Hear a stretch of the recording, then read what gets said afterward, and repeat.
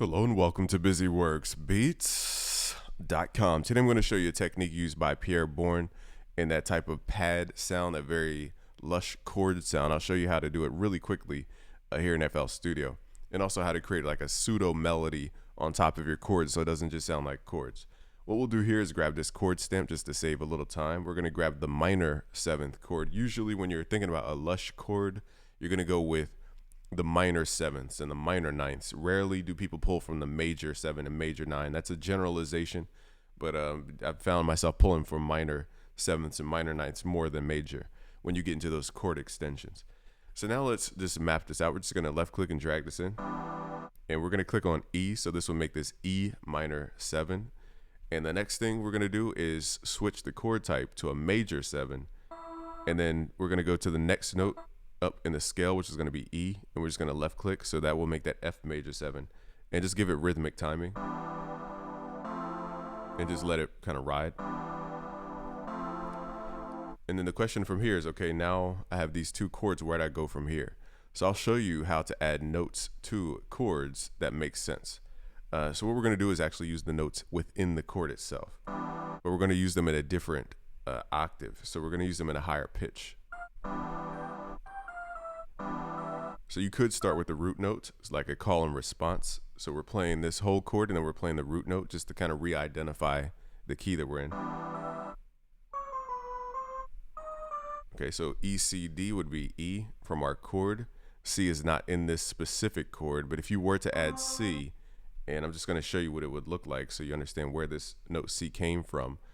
If you continue extending this chord, it's called, it'd be E, G, B, D, F, A, C, and that would make this, if we were to play all those notes at once, it would be a minor 7, 9, 11, 13. So this is pulling down the 13 when we pull down that C, but technically it's called the 6th note. So you don't have to memorize what all this stuff. We're just telling you where that note C came from since it's not within the chord.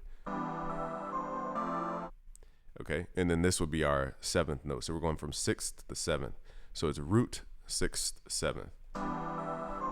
And it actually finishes into the next chord, which is good because if I were to map out and extend this chord, it'd be F, A, C, E, G, B, D. And again, that would be the 13th chord. If you were to play all those notes together, it'd be a 13th. Actually, add 9, add 7, or add 9 and 11. But you know, we're taking this 13th note and keeping it in its octave, but technically it could be the 13th or the 6th if we were to pull it down an octave. So that's why this works. So these two pivotal notes from what I'm showing you are the 13th of the chord. So that is why they work so well. What's going on? So it's the 13th of the chord. That's why they work so well. And that's that. So one is we're putting it in the 13th position, and the other one we're putting in the 13th position of the next chord. So we could use that same structure. So we're gonna go add this F in here. We're gonna pull it up an octave. So let's add that, and then let's do the 13th again.